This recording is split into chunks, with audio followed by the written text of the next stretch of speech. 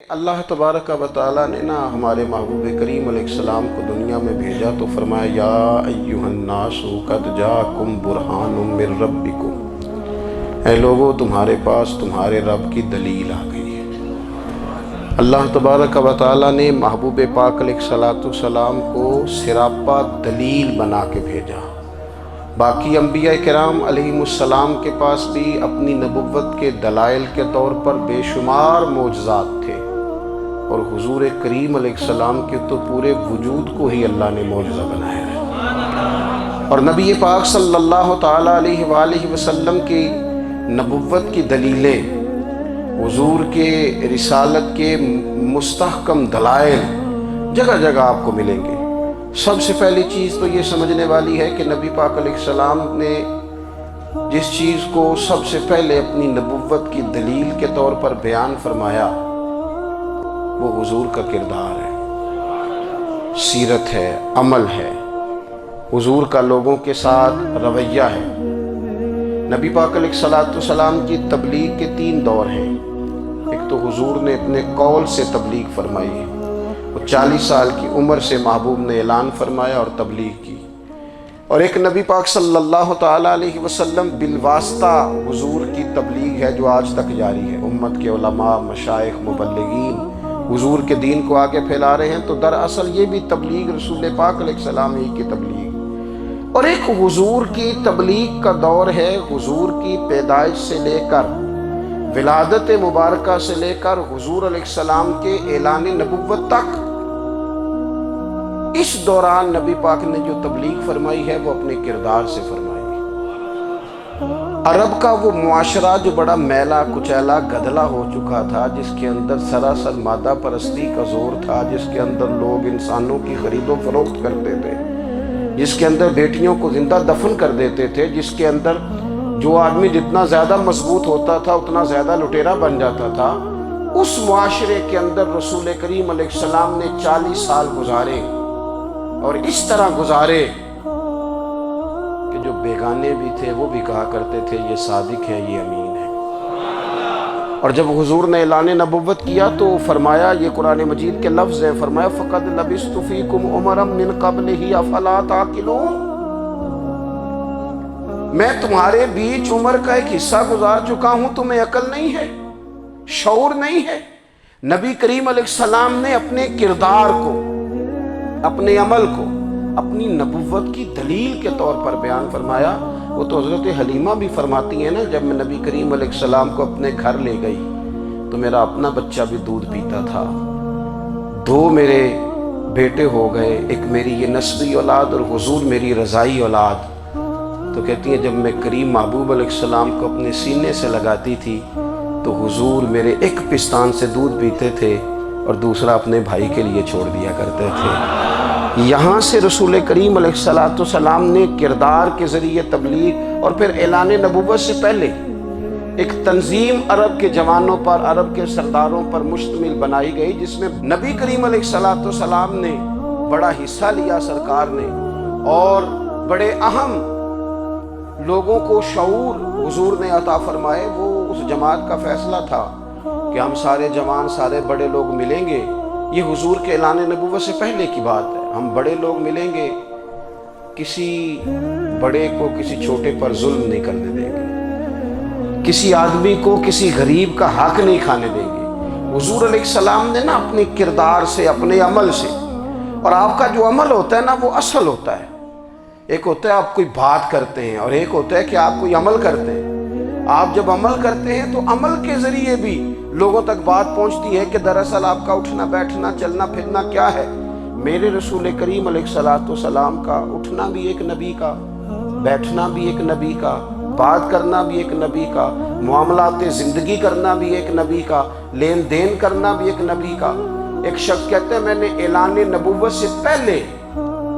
حضور علیہ السلام سے کوئی چیز خریدی تھی،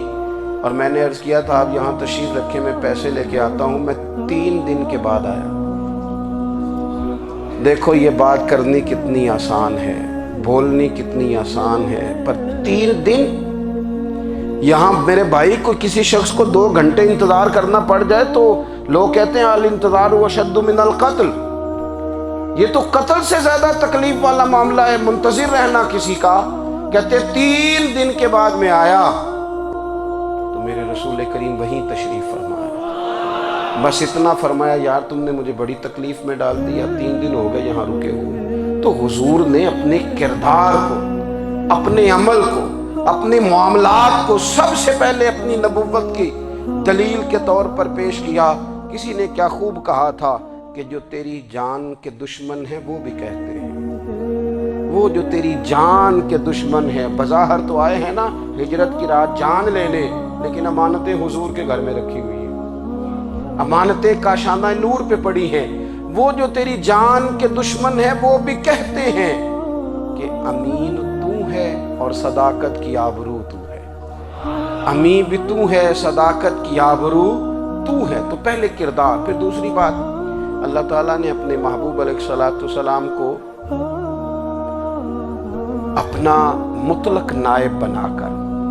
اپنا محبوب اعظم بنا کر، ویسے ہی سارے انسانوں کے بارے میں کہا وَإِذْ قَالَ رَبُّكَ لِلْمَلَائِكَةِ إِنِّي جَاعِلٌ فِي الْأَرْضِ خَلِيفَةً، میں زمین میں اپنا نائب بنانے والا ہوں۔ لیکن حضور علیہ السلام تو محبوب ہے نا،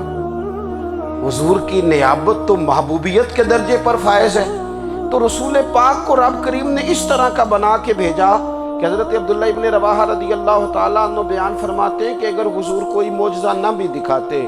نبی کریم علیہ السلام سے کوئی اعجاز لوگ نہ بھی دیکھتے،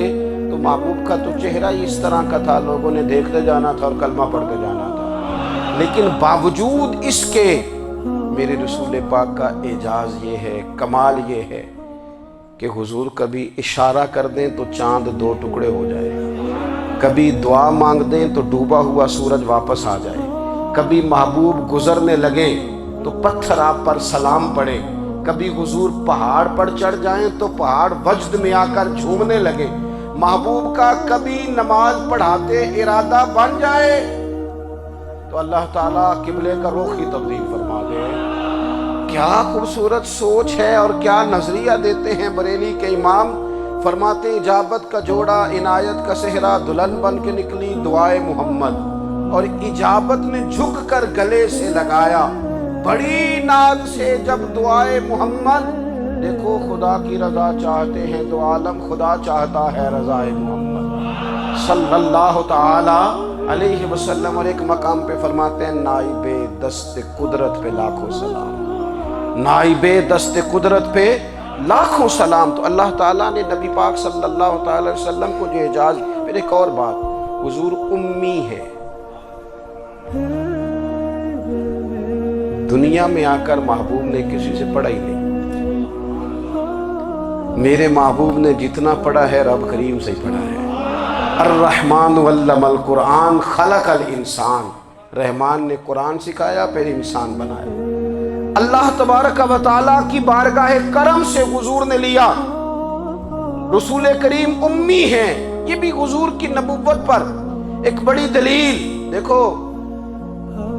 ایک ہوتا ہے کوئی آدمی بچپن سے کسی چیز سے شغف رکھے اور جب اس کی عمر بڑی ہو جائے تو کہتے ہیں اس کا تجربہ بڑا ہو گیا ہے، یہ پہلے کوئی شعر کہتا تھا، کوئی ادبی جملہ کہتا تھا، تو اب اس کی یہ کام کرتے کرتے عمر بڑی ہو گئی ہے تو رسوخ حاصل ہو گیا۔ 40 سال کی عمر مبارک تک نبی کریم نے ایک شعر بھی نہیں کہا۔ حضور علیہ السلام نے کبھی کوئی ایسی بات، ویسے تو حضور کی ہر بات حکمت والی، لیکن جس کو عرب کے لوگ اپنے لہجے میں شاعری یا اپنے لہجے میں ادب کہتے تھے، وہ حضور نے بیان نہیں فرمایا۔ لیکن جب 40 سال کی عمر میں اعلان نبوت کیا تو پھر بڑے بڑے فصیح و بلیغ، بڑے بڑے سیانے طفیل بن عمر کہتے ہیں کہ اس شخص کو بھی میں نے دیکھا جسے بڑا ناز تھا اپنی فصاحت اور بلاغت پر، اور جب وہ حضور کے پاس آیا اور اس نے آ کے کچھ باتیں کی تو محبوب خاموشی سے سنتے رہے، اور جب وہ چپ کر گیا تو میرے کریم نے صرف سورہ فاتحہ پڑھی۔ کبھی اٹھتا تھا، کبھی بیٹھتا تھا، کبھی غور کرتا تھا، کبھی دائیں جاتا تھا، کبھی بائیں جاتا تھا، پھر کہنے لگا بتاؤ نا کلام کس کا ہے؟ فرمایا اس رب کا، اس رب کا، اس رب کا جس کا میں رسول بن کے آیا ہوں۔ نبی کریم صلی اللہ تعالی علیہ وسلم امی ہیں، لیکن حضور نے کائنات کے رازوں سے پردے ہٹا دیے، نبی کریم نے جینے کے سلیقے بتا دیے، حضور نے ہر شخص کو اس کے مقصد حیات سے آگاہ کر دیا۔ نبی کریم علیہ السلام نے وہ فلسفہ حیات بیان کیا کہ لوگوں کو صرف جینے میں مزہ نہیں آیا، مرنے میں بھی مزہ آنے لگا۔ لوگ آگے بڑھ بڑھ کے جانیں پیش کرنے لگے، اپنی اولادیں قربان کر، جو فلسفیوں سے کھل نہ سکا اور نکتہ وروں سے حل نہ ہوا، وہ راز ایک طیبہ والے نے بتلا دیا چند اشاروں میں۔ محبوب کریم امی ہیں، لیکن حضور نے اس طرح دنیا کو سکھایا، اس طرح دنیا کو پڑھایا، اس طرح حضور نے علم کے چراغ اور دیپ روشن کیے کہ قیامت تک جسے روشنی ملے گی نا، اسے صرف دروازہ مصطفیٰ سے ملے گی۔